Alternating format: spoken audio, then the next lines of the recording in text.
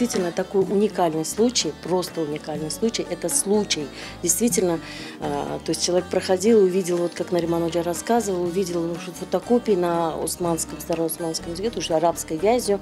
Вот, и когда уже наши известные люди, Оджаларымыз, Боушин, Бахчкансон, то есть стали интересны, что же это такое. Это оказалось казахскими книгами. Это золотая история крымско-татарского ханства и вообще крымско-татарского народа.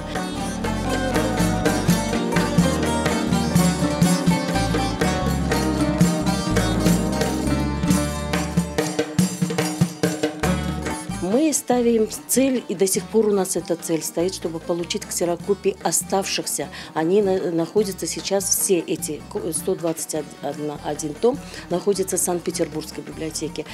Когда мы вели переговоры и ведем переговоры вот с Гульнар Ханум, с директором, мы писали письма на имя директора, получается очень долго.